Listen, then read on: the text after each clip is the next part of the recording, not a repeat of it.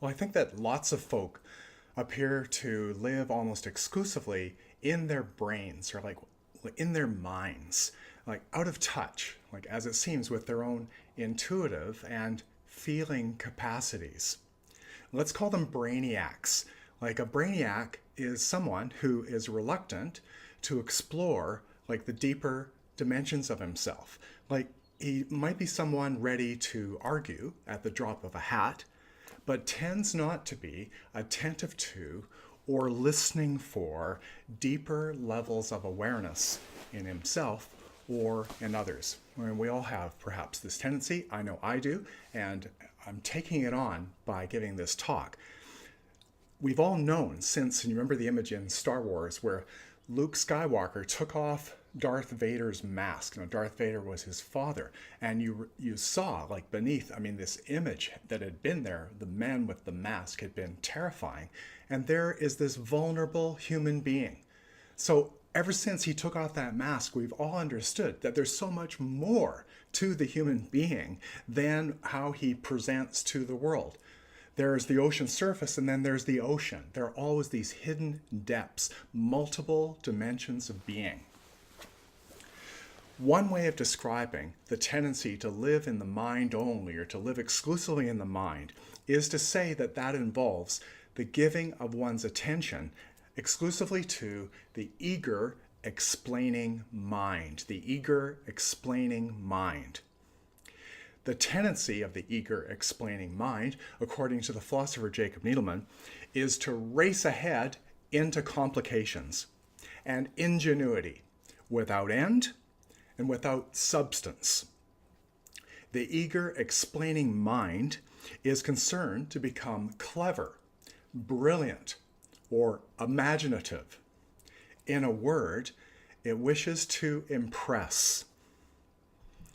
Now, Needleman, with great humility, in his book entitled What is God, confesses that his own explaining mind had often pushed hard in his life, pushed hard to be right, to be original, bold, or up to date.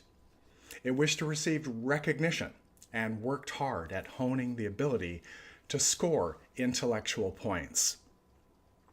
But the philosopher warns that it's ever so possible to remain fixated in such a mode all of your days instead of ever learning to inhabit all of one's being. As Needleman puts it, I saw in many of my valued friends and teachers a heartless brilliance and cleverness. They remained, in other words, crag-fast brainiacs by a practiced inattentiveness to their hearts and to their souls.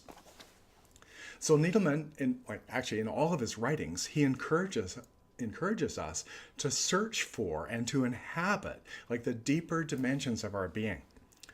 So he calls us to meet and greet the soul, that soul that exists beneath the mind. Now, he's careful to say with reference to soul that he doesn't mean that there's some kind of entity lurking below. Rather, the soul is the vibration of one's inner being. So by soul, he means a certain energy that is activated in priceless moments of illumination. And then he says about it through his own personal experience that I clearly remember the moment when something deep started breathing in me for the first time. Something inside me started breathing. He was a little boy when he awakened to something, he says, behind my thoughts, behind my desires and fears, something behind myself, something behind Jerry, which was and is my name, the name of me from childhood. So Jerry calls this awakening the awakening of his second breathing, his first breathing of the soul. So he's gone deeper than the mind into that dimension of soul. In a heightened state of awareness, as he looked up into the sky to behold millions of stars, there was, he says, an entirely new instrument of seeing that all at once had switched on in him. And then he goes on to say that in an instant, a powerful neutral current of energy streaked down both sides of my spine so quickly that I had not a moment to have a thought about it or an emotional reaction to it. So he calls that awakening the stirring of spiritual emotion, and claims that this kind of state results from gathered attention, or as he calls it elsewhere, the attention of the heart. Now, in another book of Needleman's entitled Lost Christianity, he talks about how our souls may appear, as in the instance we've just described, that is, as the result of being in a state of awe, being awe-inspired. But the soul may also appear because of some crisis, or soul may rise up as the result of being in a state of profound questioning or self-interrogation. It may often seem to take a crisis for the awakening to occur. But, says Needleman, that experience of the awakening to soul is available to us all the time. So every day, as he says in Lost Christianity, every day, every one of us experience this energy of soul in its most embryonic stage. Soul is released or activated. Like, it's these moments when things come together. You have a moment of deep attention or of illumination. Something has kind of brought you together in the moment. And for a moment, everything has come together. There's an integration. But what happens is then it's lost. That attention is lost. That appearance of soul is lost. Soul disappears. Why? Because of some diversion, some distraction, and you chase that rabbit and you've lost that sense of soul, which is a great loss, says Needleman. He expresses it so poignantly in this way. The quality of man's attention is the key to the meaning of our lives. It has to do with the possible growth of our being. That is, our ability to be attentive has to do with the possible growth of our being. And then he says even more strongly that our lives are what they are in large part because of the weakness and passivity of our attention. So he warns that if insufficient attention is paid to soul, like this inner dimension that can be awakened, it's lying there dormant, in a way longing to be awakened. If we don't pay attention to that dimension, our tendency is to go into a kind of a drift mode, which means that consequently, like if you go into drift mode, you become, guess what? A drifter. That is, you become listless and dull and lackluster. Like we say about such one, the lights are on, but nobody's home. Like, where is the inner dimension? And the all too typical story is of a downward spiral. Unless we counter our usual inattentiveness, unless we take on this passivity. As Needleman warns, by choosing to be passive, we are taken. That is, our attention is taken. Like, we lose it. It's swallowed by our streams of automatic thought. We constantly disappear into our emotional reactions. We're taken by our fears and desires, our pleasures and pains, by our daydreams and imaginary worries. It's like Colin Wilson, the British writer, says that everyday consciousness is a form of depression. We're not nearly living the way we could. There's so much more available to us if we were to simply focus in a deeper way. So he says, having been taken, we no longer exist as an I, as myself, as here. We do not live our lives. We're lived. And we may eventually die without ever having awakened to what we really are, without having lived. Now, Professor Needleman, in a dramatic part of the book, talks about when he met the Zen Buddhist master D.T. Suzuki. He looked forward to meeting him. It was amazing that he could set this up. He was a Harvard professor, Harvard University student at the time, majoring in philosophy, and he had this opportunity to meet Suzuki. And he says this, here's the scene. The encounter went this way. I heard movement, he says, behind the closed doors. I tried to pull myself together. A nice-looking Japanese woman opened the door and said that Dr. Suzuki would see me now. The next thing I remember is not the size or the shape of the room, nor the furnishings, nor the lighting, nor the kind of chair I sat in. I remember only the face and figure of Suzuki himself, especially the eyebrows, which seemed to grow out from his forehead like enormous wings. He was old, slightly built like most Japanese.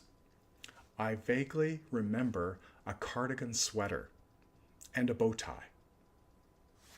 But what I do remember very clearly was his presence. And here's the power of presence and the power of attention. My mind in response went blank. The sight of him instantly went through my armor. And for a few moments, I was simply a naked mind. Like, this is a good thing, to be a naked mind, not a clogged mind, not the busy, restless, anxious to please mind. A naked mind, neither anxious nor confident. For a moment, that is, Jacob Needleman felt fully present and whole. In a fleeting moment, it was as if the mind had become diffused through his whole body. So his mind, or perhaps we could describe it as his attention, filled up his whole body. Awareness was flowing through like the totality of his being. So I had this moment of illumination, this moment of awakening, like it's the appearance of soul in a dramatic way. In this instance, Jacob Needleman was experiencing what is sometimes called right mind. So that's in contrast to being in a state such that it's the eager, explaining mind that's in charge. Here we're on a deeper level. Here is right mind. When we talk about right mind, that's a reference to a profound integration of being, which yoga calls Samadhi. Now, Samadhi is said to be a state of liberation in which it is said, in such a state, you use your hands only when they're needed, you use your legs or your eyes when they're needed, and no time or extra energy is wasted.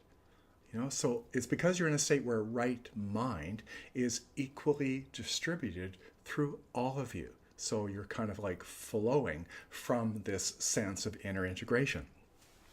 Another meditation master has made reference to this state of integration, this state of what we've called Samadhi, describing it in this way. In Samadhi, your intellect, your mind, your subconscious mind, your heart, and the ego have all come to terms with themselves. They all know what they're doing. It isn't that the heart wants one thing, the mind wants something else, and the intellect wants to do yet another thing. All these instruments, all these elements are in agreement. So there is, what's the result of being in such an integrated state? What she says is there will be supreme joy. There will be the ecstatic experience. There will be harmony. Supreme joy, the ecstatic experience, a state of harmony. This is Samadhi, a state of profound integration. And it seems that this is what happened to Needleman in that moment when he was in the presence of D.T. Suzuki, simply by this human being's presence and by very few words. There was a piercing question that Suzuki asked Needleman. You'll have to get the book to read what the question was and to see what happened related to it. It's absolutely fascinating. Throughout the book, What is God? There are these moments of illumination that Needleman is talking about. And over again, the theme here has to do with, and this is my theme, it's the potency of awareness. The potency of awareness, or the power of attention, to lead the human being, like any human being, like you two or me, into a possible inspired state of being. This is possible. That's how potent awareness or a certain quality of attention is. It's possible for us to find and to experience such an inspired state of being.